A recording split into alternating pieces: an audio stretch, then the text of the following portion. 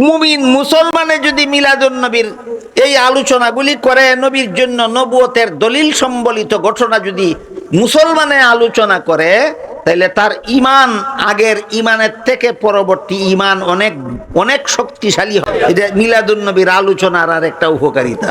বেদিনের জন্য উপকারিতা, নবীর দিন মানতে বাধ্য হয়। মুসলমানের জন্য উপকারিতা, নিজের ইমান তাজা হয়। শুধু তাই নয়, নবীর জন্ম থেকে মৃত্যু পর্যন্ত সিরাতুন নবীর যে কোনো অংশের আলোচনা করলে নফল বন্দেগীর সওয়াব হয়। এমনকি নবীর পেশাবের আলোচনা করাও নফল বন্দেগীর সওয়াব, নবীর পায়খানার আলোচনা করাও নফল বন্দেগীর সওয়াব। নবীর পেশাবের মতো পেশাব কেউ করতে পারবে না, নবীর পায়খানার মতো পায়খানা কেউ করতে পারবে না, কারণ নবীর পেশাবের সুগন্ধ হইতো, নবীর পায়খানায় সুগন্ধ হইতো। যে কারণে নবীর পেশাব পায়খানা করে আসলে সাথে সাথে কোনো লোক গিয়া পেশাব পায়খানা পাইতো না, সাথে সাথে নবীর পেশাব পায়খানা জমিনে খাইয়া ফেলতো। পালন করো, নবীর পেশাব পালন করতে পারবো, নবীর পায়খানা পালন করতে পারবে? এই দুঃখাবাদেরা তো নবীর পেশাবও পালন করতে পারবে না। যারা বলে মিলাদুন নবী পালন করি, তুমি তো নবীর পায়খানাও পালন করতে পারবে না, মিলাদুন নবী পালন করবা কি? মিলাদুন নবীর ঘটনার মধ্যে যতগুলি দলিল আছে নবীর জন্য নবুয়তের, এইগুলি কি উম্মতের জন্য শরীয়তের দলিল না নবীর জন্য নবুয়তের দলিল? নবীর জন্য নবুয়তের দলিল। কি উম্মতের জন্য পালন করা সম্ভব? পালন করা সম্ভব নয়। এই কথাটা যারা বুঝে না, এরা জানে না মিলাদুন নবী পালন করার বিষয় নয়, মিলাদুন নবী পালনীয় নয়, মিলাদুন নবী আলোচ্য। মিলাদুন নবী পালন করা যায় না। যারা কয় পালন করি, এরা বাপেও পারতো না পালন করতো, ক্ষমতাই নাই। মিথ্যা কথা বলে জাতিকে ধোঁকা দেয়, নবীর উম্মতকে মিথ্যা বলে ধোঁকা দেয়। যারা কয় মিলাদুন নবী পালন করো, কেমনে করবো পালন? নবী যেমনে জন্মাইছেন এমনে তুমি জন্মাইতে পারবে? তাহলে পালন কেমনে হবে? মিলাদুন নবী মিলাদুন নবীর সাথে পালন শব্দটাই মিথ্যা, ধোঁকা ছাড়া আর কিছু নয়। যদি মিলাদুন নবী উম্মতের জন্য শরীয়তের দলিল হইতো, উম্মতে পালন করতে হইতো। যেহেতু মিলাদুন নবী উম্মতের জন্য শরীয়তের দলিল নয়, নবীর জন্য নবুয়তের দলিল, এটা পালনীয় নয়, এটা আলোচ্য। মিলাদুন নবী পালন করার বিষয় না, আলোচনা করার বিষয়। কি বললেন? মিলাদুন নবী পালন করার বিষয় না আলোচনা করার বিষয়? আলোচনার বহু উপকারিতা আছে। নিরপেক্ষ মন নিয়ে যদি বেদিন কাফিরের সামনে, বেদিন কাফিরেরা যদি আমাদের নবীর জন্মের আলোচনা করে নিরপেক্ষ বিবেক বিবেচনা নিয়ে, তাইলে তার বিবেক বাধ্য করবে তারে এই নবীর শরীয়ত গ্রহণ করতে। মুমিন মুসলমানে যদি মিলাদুন নবীর এই আলোচনাগুলি করে, নবীর জন্য নবুয়তের দলিল সম্বলিত ঘটনা যদি মুসলমানে আলোচনা করে, তাহলে তার ইমান আগের ইমানের থেকে পরবর্তী ইমান অনেক অনেক শক্তিশালী হবে, অনেক অনেক অনেক গুণ ইমান শক্তিশালী হয়ে যাবে। রাসূল করিম সাল্লাল্লাহু আলাইহি ওয়াসাল্লামের নবীর জন্য নবুয়তের দলিল সম্বলিত ঘটনাগুলি শুনলে আমাদের ইমান দুর্বল হয় না শক্তিশালী হয়? এটা মিলাদুন নবীর আলোচনার আর একটা উপকারিতা। বেদিনের জন্য উপকারিতা, নবীর দিন মানতে বাধ্য হয়। মুসলমানের জন্য উপকারিতা, নিজের ইমান তাজা হয়। শুধু তাই নয়, নবীর জন্ম থেকে মৃত্যু পর্যন্ত সিরাতুন নবীর যে কোনো অংশের আলোচনা করলে নফল বন্দেগীর সওয়াব হয়। নবী কিভাবে জন্ম হয়েছেন আলোচনা করা নফল বন্দেগীর সওয়াব, নবী কিভাবে ইন্তেকাল করেছেন আলোচনা করা নফল বন্দেগীর সওয়াব, নবী কিভাবে ঘুমাইতেন, কিভাবে খাইতেন, কিভাবে পেশাব পায়খানা করতেন, নবী কিভাবে সংসারের কাজকর্ম করতেন, নবী কিভাবে ইবাদত বন্দেগী করতেন, যে কোনো অংশের আলোচনা করা নফল বন্দেগীর সওয়াব। এমনকি নবীর পেশাবের আলোচনা করাও নফল বন্দেগীর সওয়াব, নবীর পায়খানার আলোচনা করাও নফল বন্দেগীর সওয়াব। নবীর পেশাবের মতো পেশাব কেউ করতে পারবে না, নবীর পায়খানার মতো পায়খানা কেউ করতে পারবে না, কারণ নবীর পেশাবের সুগন্ধ হইতো, নবীর পায়খানায় সুগন্ধ হইতো। যে কারণে নবী পেশাব পায়খানা করে আসলে সাথে সাথে কোনো লোক গিয়া পেশাব পায়খানা পাইতো না, সাথে সাথে নবীর পেশাব পায়খানা জমিনে খাইয়া ফেলতো। পালন করো, নবীর পেশাব পালন করতে পারবো? নবীর পায়খানা পালন করতে পারবে? এই দুঃখাবাদেরা তো নবীর পেশাবও পালন করতে পারবে না। যারা বলে মিলাদুন নবী পালন করি, তুমি তো নবীর পায়খানাও পালন করতে পারবে না, মিলাদুন নবী পালন করবা কিভাবে? বুঝে থাকলে বলুন তো, সিরাতুন নবীর প্রথম অধ্যায় 40 বছরের জীবন ইতিহাস উম্মতের পালন করার বিষয় না নবীর জন্য নবুয়তের দলিল আলোচনার বিষয়? পালনের বিষয় না আলোচনার বিষয়? আলোচনার বিষয়। এখানে কারো মানে একটা প্রশ্ন জাগতে পারে, জন্ম থেকে 40 বছরের ঘটনাগুলি যদি আমাদের পালনীয় না হয়, শুধু আলোচ্য হয়, আলোচনা করলে সোয়াব হয়, আলোচনা করলে নফল বন্দেগীর সোয়াব হয়, আলোচনা করলে ঈমান তাজা হয়, আলোচনা করলে নবীর নবুয়তের দলিল বুঝে আসে, আলোচনা করলে বেদিন কাফিরের ঈমান আনতে মনে চায়, এই উপকারিতার কারণে শুধু আলোচনা করার বিষয় যদি হয়, উম্মতের জন্য পালনীয় বিষয় যদি না হয়, তাহলে নবী 25 বছর বয়সে জীবনের প্রথম বিয়ে করেছিলেন। কত বছর? এটা কি দ্বিতীয় অধ্যায়ের ঘটনা না প্রথম অধ্যায়? প্রথম অধ্যায় উম্মতের জন্য যদি পালন করার বিষয় না হয়, তাহলে তো নবী প্রথম অধ্যায়ে বিয়ে করেছিলেন, এটা উম্মতের জন্য সুন্নত হইল কিভাবে? না বিয়া নবীর সুন্নত না? পরিষ্কার ভাষায় হাদিস শরীফ আল্লাহ রাসূল বলেছেন, আন নিকাহু মিন সুন্নতি, বিবাহ বন্ধনে আবদ্ধ হওয়া আমি নবীর সুন্নত।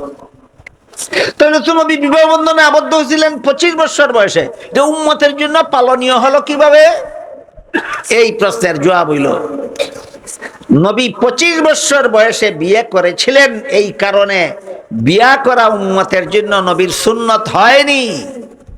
দ্বিতীয় অধ্যায়ে 40 বছর পরে নবী বলে দিয়েছেন, ইয়া মাশারা শাবাব মান ইসতাতা মিনকুমুল বাআতা ফালইয়াতাজাওয়াজ, হে যুব সম্প্রদায়, তোমাদের যাদের শারীরিক এবং আর্থিক সামর্থ্য আছে, আমি হুকুম দিলাম তোমরা বিয়ে করো।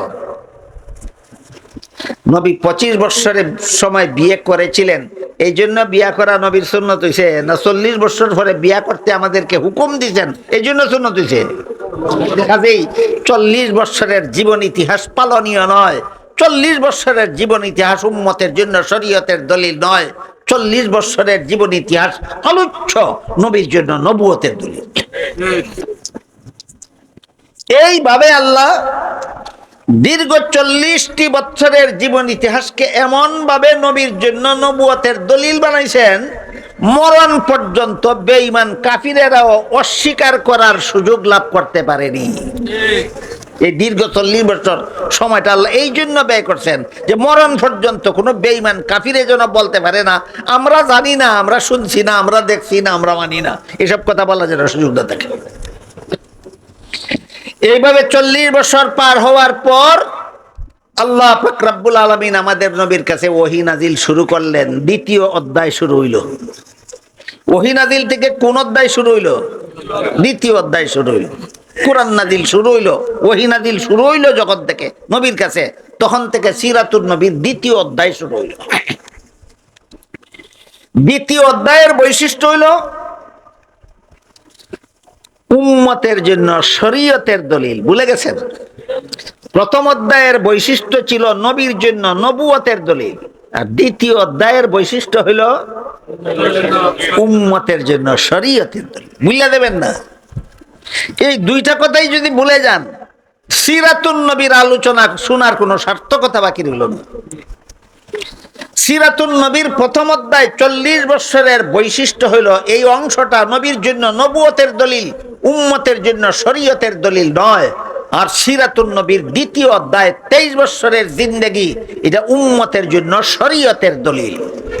আর একটু পরে যেন আবার ভুলে না যান, এই জন্য আবার স্মরণ করাই দিচ্ছি। প্রথম অধ্যায়ের বৈশিষ্ট্য কি? দ্বিতীয় অধ্যায়ের বৈশিষ্ট্যটা কি? উম্মতের জন্য শরীয়তের দলিল।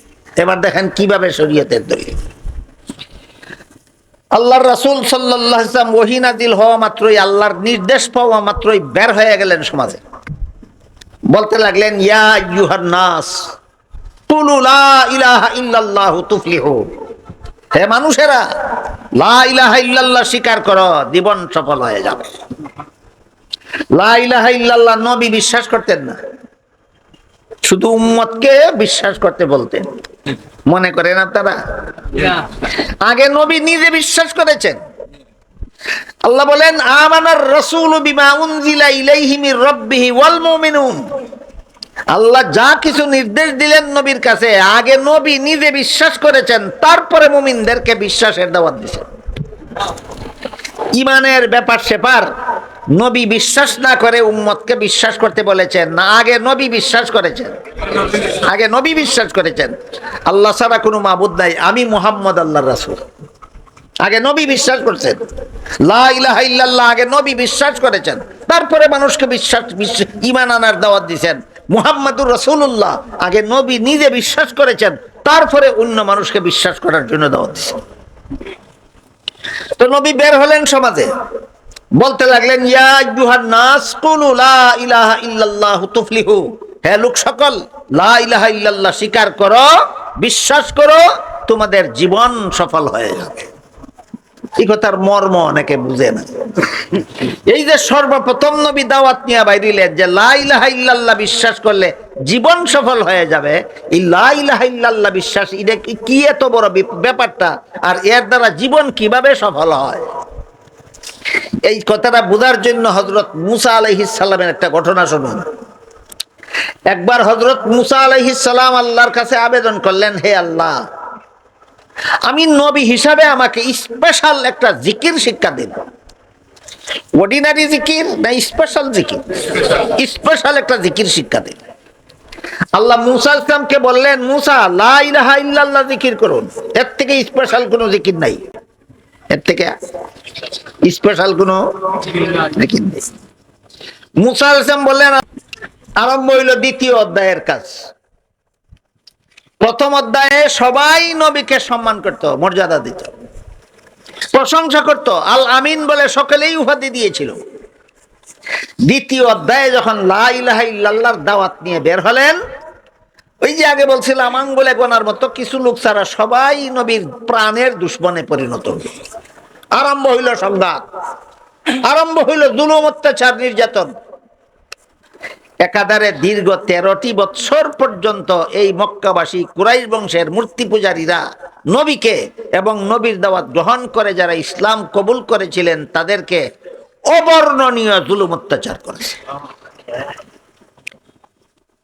ওহী নাযিল শুরু হওয়ার পরে নবী মক্কায় আরো 13 বৎসর ছিলেন, আর এরপরে হিজরত করে মদিনা শরীফ গিয়ে সেখানে ছিলেন আরো 10 বৎসর। সুতরাং দ্বিতীয় অধ্যায়ের আবার 2 অংশ। প্রথম অংশের নাম 13 বৎসরের মক্কি জিন্দেগি, আর দ্বিতীয় অংশের নাম 10 বৎসরের মাদানী জিন্দেগি। বাদান নবুয়তের 23 বৎসর, সিরাতুন নবীর বাদান দ্বিতীয় অংশ, দ্বিতীয় অধ্যায়। বাদান নবুয়তের 23 বৎসর আবার 2 ভাগে বিভক্ত।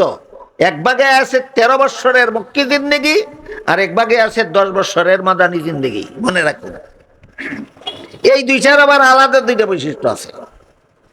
13 বৎসরের মক্কি জিন্দেগির একটা আলাদা বৈশিষ্ট্য আছে, 10 বৎসরের মাদানী জিন্দেগির আলাদা একটা বৈশিষ্ট্য আছে। আর মক্কি জিন্দেগির 13 বৎসর, মাদানী জিন্দেগির 10 বৎসর, মোট 23 বৎসরের জিন্দেগির একটা সমষ্টিগত বৈশিষ্ট্য আছে, সেটা হলো উম্মতের জন্য শরীয়তের দলিল। 13 বৎসরের মক্কি জিন্দেগিও উম্মতের জন্য শরীয়তের দলিল, 10 বৎসরের মাদানী জিন্দেগিও উম্মতের জন্য শরীয়তের দলিল। তবে 13 বৎসরের মক্কি জিন্দেগির আরো একটা বৈশিষ্ট্য আছে আলাদা, 10 বৎসরের মাদানী জিন্দেগির আরো একটা বৈশিষ্ট্য আছে আলাদা। এই 2টা বৈশিষ্ট্য আবার বোঝার চেষ্টা করেন। 13 বৎসরের মক্কি জিন্দেগির বৈশিষ্ট্য হলো দ্বীনের দাওয়াত দিতে গেলে, দ্বীনের দাওয়াত গ্রহণ করলে, এক আল্লাহর ইবাদতে লিপ্ত হলে, নবীর তরিকা মতো জীবন যাপন করলে যত রকমের গালিগালাজ, যত রকমের জুলুম অত্যাচার, যত রকমের নির্যাতন নিপীড়ন আসবে, নীরবে সহ্য করা, নীরবে সহ্য করা। জালিমদের, বেঈমান কাফিরদের জুলুম অত্যাচার নীরবে সহ্য করা, এটা হইল 13 বৎসরের মক্কি জিন্দেগির বৈশিষ্ট্য। 13 বৎসরের মক্কি জিন্দেগির বৈশিষ্ট্য।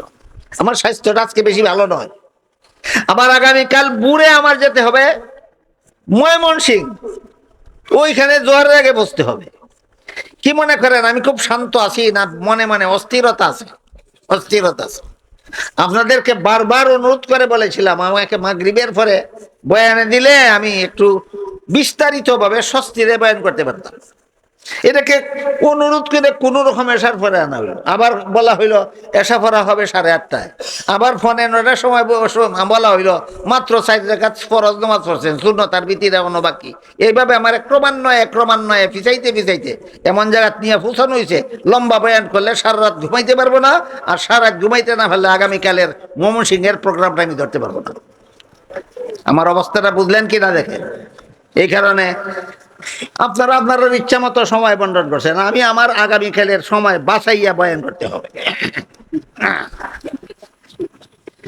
তা না হইলে আমি একটু আরো খোলাসা করে বলতে পারতাম। তো আপাতত শর্টকাটে আমরা শোনার বোঝার চেষ্টা করি। 13 বৎসরের মক্কি জিন্দেগির বৈশিষ্ট্য হইল বেদিন কাফিরদের জুলুম অত্যাচার বিনা প্রতিবাদে, বিনা প্রতিশোধে, বিনা দ্বন্দ্বে, বিনা ঝগড়ায়, বিনা লড়াইয়ে নীরবে সহ্য কর। এটা হইল 13 বৎসরের মক্কি জিন্দেগির বৈশিষ্ট্য। এই জন্য দীর্ঘ 13টি বৎসর নবী দ্বীনের দাওয়াত নিয়ে বের হওয়ার পর থেকে যে 13 বৎসর মক্কায় অবস্থান করেছিলেন, এই দীর্ঘ 13টি বৎসর পর্যন্ত মক্কাবাসী মূর্তি পূজারী বেঈমান কাফিরেরা অবর্ণনীয় জুলুম অত্যাচার নবীর উপর আর নবীর ইমানদার সাহাবাদের উপর অবর্ণনীয় জুলুম অত্যাচার চালাইলেন। এর দুই একটা উদাহরণ শুনুন। একদিন নবী বাজারে গেলেন মানুষকে লা ইলাহা ইল্লাল্লাহর দাওয়াত দেওয়ার জন্য। লা ইলাহা ইল্লাল্লাহর দাম কত? 7 আসমান 7 জমিনের দাম যত। এটা ভুলে যাবেন না কোনদিন। লা ইলাহা ইল্লাল্লাহ আল্লাহ মুসা নবীকে বলে দিয়েছিলেন লা ইলাহা ইল্লাল্লাহর দাম। জান্নাতের যদি কোনো মূল্য থাকে তাহলে একমাত্র লা ইলাহা ইল্লাল্লাহ হইল জান্নাতের মূল্য। লা ইলাহা ইল্লাল্লাহর বিশ্বাস অন্তরে নিয়ে মরবে, জান্নাতের খরিদ্দার হতে পারবে। লা ইলাহা ইল্লাল্লাহর বিশ্বাস অন্তরে নিয়ে মরতে পারবে না, জান্নাতের খরিদ্দার হতে পারবে না। কাজেই যদি বলা হয় লা ইলাহা ইল্লাল্লাহর দাম কত, এক কথায় বলা যাবে জান্নাতের দাম যত। তাই নবী একদিন লা ইলাহা ইল্লাল্লাহর দাওয়াত নিয়ে বের হলেন, বাজারে গেলেন। বাজারে, কারণ বাজারও বেশি লোকের সমাগম থাকে, অল্প সময়ে বেশি লোকের একসাথে দাওয়াত দেওয়া যায়। এই হিকমতে আল্লাহর নবী বাজারে গিয়া বললেন ইয়া আইয়ুহান নাস কুলু লা ইলাহা ইল্লাল্লাহ তুফলিহু, হে মানুষেরা লা ইলাহা ইল্লাল্লাহ স্বীকার করো, জীবন সফল হয়ে যাবে, চিরস্থায়ী জান্নাতি হয়ে যাবে। সাথে সাথে আবু জাহাল দলবল নিয়ে বাজারে গেল। একদিকে নবী বলেন লা ইলাহা ইল্লাল্লাহ স্বীকার করো, অপরদিকে আবু জাহাল দলবল নিয়ে বাজারের মানুষকে বলে সাবধান বাজারের মানুষ, মুহাম্মদের কথা গ্রহণ করো না, মুহাম্মদ পাগল। এর দ্বারাও যখন ফিরাইতে পারলো না, তখন আবু জাহাল দলবল নিয়ে নবীর গায়ে থুক নিক্ষেপ করতে লাগে। এর দ্বারাও যখন ফিরাইতে পারলো না, থুকে ভিজা শরীরে রাস্তার বালু নিক্ষেপ করতে লাগলো। এর দ্বারাও যখন ফিরাইতে পারলো না, আবু জাহাল দলবল নিয়ে নবীর গলায় গামছা বেঁধে বাজারের গলিতে ফেলে বাজারের গলিতে গলিতে টানা হেঁচড়া করে ছাড়লো। এইভাবে আরম্ভ হইল জুলুম অত্যাচার। এইরকম জুলুম নির্যাতন বলুন তো বুঝে থাকলে কতদিন নবী সহ্য করেছেন? এটা হইল সিরাতুন নবীর 2য় অধ্যায়ের প্রথম অংশ। সিরাতুন নবীর 2য় অধ্যায়ের প্রথম অংশ। আর একদিন নবী এই লা ইলাহা ইল্লাল্লাহর দাওয়াত দেওয়ার জন্য মক্কা থেকে কয়েক মাইল দূরে তায়েফ গেলেন। তায়েফের লোকেরা দাওয়াত তো গ্রহণ করলোই না, বরং নবীর শরীর মুবারকে তাইফ থেকে মক্কার দিকে ফিরার পথে ধারালু পাথরখণ্ড বৃষ্টির মতো নিক্ষেপ করতে লাগলো। ঝড় বৃষ্টির মতো নবীর শরীর মুবারকে ধারালু পাথরখণ্ডের ঢিল নিক্ষেপ করতে করতে নবীর শরীর ঢিলের আঘাতে আঘাতে জখম হয়ে রক্তে লাল হয়ে গেল। এক পর্যায়ে নবী বরদাস্ত করতে না পেরে একটা গাছের ছায়ার মধ্যে বসে পড়লেন। এমত অবস্থায় আল্লাহ জিবরিল ফিরিস্তাকে পাঠালেন, আমার নবীকে গিয়ে বলো তায়েববাসী নবীর সাথে যে আচরণ করেছে তিনি যদি প্রতিশোধ চান। আগের থেকে কিন্তু আল্লাহর প্রতিশোধ নিষিদ্ধ, মনে আছে? 13 বৎসরের মক্কি জিন্দিগিতে জুলুম অত্যাচারের প্রতিশোধ নিষিদ্ধ। আল্লাহ নবীরে কত কঠিন পরীক্ষা করছেন, একটু গভীর মনোযোগে শুনবেন। আগের থেকে নিষিদ্ধ ঘোষণা দিয়ে রাখছেন, প্রতিশোধ গ্রহণ করা নিষিদ্ধ। এই দিনের ঘটনায় আল্লাহ নিজেই জিবরিল ফিরিস্তা পাঠাইলেন প্রতিশোধের প্রস্তাব দিয়া। জিবরিল যান, আমার নবীকে গিয়ে বলুন তায়েববাসী যে বেয়াদবি করেছে, নবী যদি প্রতিশোধ চান তাহলে তায়েফের দুই প্রান্তের দুই পাহাড়কে একত্র করে সমস্ত তায়েববাসীকে নিষ্বাসিত করে দেব। এখন যদি নবী বলেন ঠিক আছে আমি প্রতিশোধ চাই, তাহলে আগের নিষেধ পালন হবে না লঙ্ঘন হবে? লঙ্ঘন। কেমন লোকটারে আল্লাহ সমস্ত জগতের মধ্যে সবচেয়ে বড় ঘনিষ্ঠ বন্ধু বানাইছেন, এটা আরেকটা জানা থাকার কথা সমস্ত মুসলমানদের। আল্লাহর গোটা সৃষ্ট জগতের মধ্যে আল্লাহর সবচেয়ে বড় ঘনিষ্ঠ বন্ধু আছেন একজন মাত্র, তিনি হলেন মুহাম্মাদুর রাসূলুল্লাহ সাল্লাল্লাহু আলাইহি ওয়াসাল্লাম। বুঝে থাকলে বলুন আল্লাহর গোটা সৃষ্ট জগতের মধ্যে আল্লাহর সবচেয়ে বড় ঘনিষ্ঠ বন্ধু কজন? তিনি কে? মুহাম্মদ। কেমন লোকটারে সমস্ত জগৎবাসীর থেকে বেশি ঘনিষ্ঠ বন্ধু বানাইছেন, যেই লোকটা এইরকম কঠিন পরীক্ষায় পাস করছে। কি কঠিন পরীক্ষা? নিষেধ ছিল 13টি বৎসর পর্যন্ত প্রতিশোধের নাম দিও না। 13 বৎসরের ভিতরে নিজেই প্রতিশোধের প্রস্তাব দিয়ে পাঠাইছেন। আগের কথা স্মরণ রাখো না, ভুলে যাও, এখানে হবে দুস্থ তোমার পরীক্ষা। বলেন তো আল্লাহ আমাদের নবীকে ঘনিষ্ঠ বন্ধু বানাইছেন বিনা পরীক্ষায় না অত্যন্ত কঠিন পরীক্ষার মাধ্যমে? এটা কি পরীক্ষা না? আল্লাহ নিজেই নিষেধ করেছেন, প্রতিশোধ নিতে পারবে না, নিজেই প্রতিশোধের প্রস্তাব দিয়ে পাঠাইছেন। আমার নিষিদ্ধতা ভুলে যাও না, মনে রাখো, দেখবো পরীক্ষা করবো। আদম আলাইহিস সালাম কিন্তু নিষিদ্ধতার কথা ভুলে গেছিলেন, মনে নাই? বেহেশতে দিয়ে একটা গাছের ফল খাইতে নিষেধ করেছিলেন।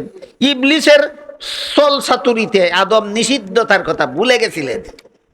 মুহাম্মাদুর রাসূলুল্লাহকেও প্রতিশোধ নিতে নিষেধ করেছেন, আল্লাহ নিজেই প্রতিশোধের প্রস্তাব দিয়ে পাঠাইছেন। তুমিও আমার নিষিদ্ধতার কথা ভুলে যাও কিনা পরীক্ষা করব। বলেন তো আপনাদের ঈমান আকীদা মতো আদম আলাইহিস সালাম এর মর্যাদা শ্রেষ্ঠ না আমাদের নবীর মর্যাদা শ্রেষ্ঠ? ও কারণেই না আদম ভুলে গেছিলেন, আমাদের নবী ভুলেননি। আদম ভুলে গেছিলেন, আমাদের নবী ভুলেন।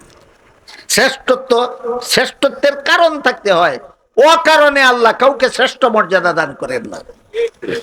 এক হাদিসে আল্লাহ রাসূল বলেন, ইন্নাল্লাহা ফাদ্দালানি আলাল আম্বিয়া ওয়া ফাদ্দালা উম্মতি আলাল উমাম। আল্লাহ আমাকে সমস্ত নবী রাসূলগণের উপর শ্রেষ্ঠ মর্যাদা দান করেছেন। আমাদের নবীকে আল্লাহ সকল নবীগণের উপর শ্রেষ্ঠ মর্যাদা দান করেছেন, আর আমার উম্মতকে আল্লাহ সকল নবীর উম্মতের উপর শ্রেষ্ঠ মর্যাদা দান করেছেন। আমাদের নবী হলেন সমস্ত নবীগণের চেয়ে শ্রেষ্ঠ, আর এই নবীর উম্মত হওয়ার কারণে আমরা সকল নবীর উম্মতের চেয়ে শ্রেষ্ঠ। হাসরের মাঠে অন্য নবীর উম্মতের হিসাব নিকাশের আগে আমাদের হিসাব নিকাশ শেষ হবে। হাসরের মাঠে অন্য নবী পুল সিরাত পার হওয়ার আগে এই নবীর উম্মত পুল সিরাত পার হয়ে যাবে। হাসরের মাঠে অন্য নবী জান্নাতে প্রবেশ করার আগে এই নবীর উম্মত জান্নাতে প্রবেশ করবে। এক হাদিসে রাসূল পরিষ্কার ভাষায় বলেছেন, আল্লাহ কোন নবীকে ততক্ষণ পর্যন্ত জান্নাতে প্রবেশ করার সুযোগ দিবেন না যতক্ষণ পর্যন্ত আমার উম্মত জান্নাতে প্রবেশ করবে না, যতক্ষণ পর্যন্ত আমি জান্নাতে প্রবেশ করব না। রাসূল বলেন, আমি যতক্ষণ পর্যন্ত জান্নাতে প্রবেশ করব না ততক্ষণ পর্যন্ত কোন নবীকে আল্লাহ জান্নাতে প্রবেশের অনুমতি দিবেন না।